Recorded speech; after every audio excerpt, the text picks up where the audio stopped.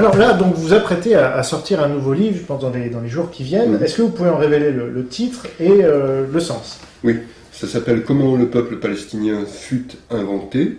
C'est un petit livre bref qui est composé d'une introduction, d'une longue postface et d'un texte de mon ami David Horowitz, qui est un grand éditorialiste et écrivain américain.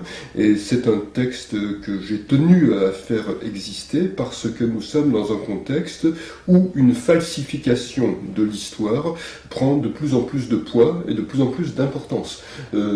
Jusqu'en 1967, jusqu'à la guerre de 67, il était tout à fait clair, tout à fait dit que le monde arabe voulait détruire Israël. Et il n'était pas question de peuple palestinien. Même l'OLP ne se réclamait pas du peuple palestinien. L'OLP, quand elle était créée, c'était pour libérer la Palestine. Mais libérer la Palestine pour que la Palestine redevienne arabe complètement, et pour qu'elle soit Judenrein, pour qu'elle soit vide de toute présence juive, comme disait l'un des inspirateurs de l'OLP, Adolf Hitler.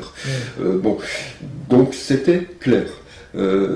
Depuis, les services de Nasser et les services du KGB ont inventé la notion de peuple palestinien pour que ça passe pour une lutte de libération nationale. Ça vous démontre oui, bien sûr. Que ça a été inventé par les services de Nasser. Ça a été inventé, et d'ailleurs à chaque fois que je parle de cela à quelqu'un, je dis mais trouvez-moi une trace de la notion de peuple palestinien avant ce moment-là. Personne ne peut la trouver, parce que personne n'en parle. Sachant que la Palestine avant, c'était justement... les Palestiniens, c'était les Israéliens, quoi, en gros, non?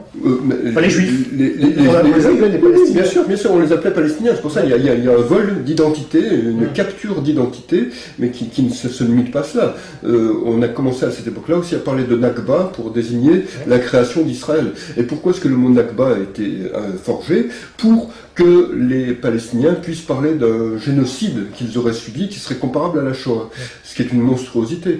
Pour une population qui a été génocidée, entre guillemets, c'est assez étrange. J'ai jamais vu une population génocidée qui passe d'à peu près 500 000 personnes en 1948, puisque c'est le nombre des réfugiés, entre guillemets, qui ont quitté le territoire d'Israël, à un peu plus de 5 millions aujourd'hui. Donc pour une population qui a subi un génocide, se multiplier par 10 en à peu près 60 ans, c'est une prouesse assez extraordinaire. Et avec un statut de réfugié qui se transmet héréditairement, oui, c'est ça, comme l'a bien expliqué Charles Meyer, qui a sorti un livre. Oui, tout à fait, bien sûr. Bon, on a du mal à comprendre. Mais alors, vous pensez répondre là à Shlomo Sand, évidemment, qui a écrit c'est une forme de réponse. C'est un livre très violent. Mais est-ce que vous seriez prêt à débattre avec lui, par exemple? Je serais prêt à débattre avec lui, oui, sans aucun problème. Comme je l'ai déjà dit, je suis prêt à débattre avec tout le monde. Je pense que Shlomo Sand est quelqu'un qui a des problèmes avec sa propre histoire et avec l'histoire d'Israël. Oui, c'est ça. Et il est juif et israélien. Oui, c'est ça. Mais justement, c'est une personnalité qui est extrêmement mise en avant par les milieux antisionistes pour dire, regardez, il y a des bons juifs. Oui, bien sûr. Bien sûr, mais les juifs qui pratiquent la haine de soi sont des gens providentiels pour les antisémites. Chaque antisémite a son bon juif. Donc je dirais que Shlomo Sand, c'est le bon juif de ceux qui veulent détruire Israël, comme il y en a d'autres. Finkelstein. Norman Finkelstein en fait partie.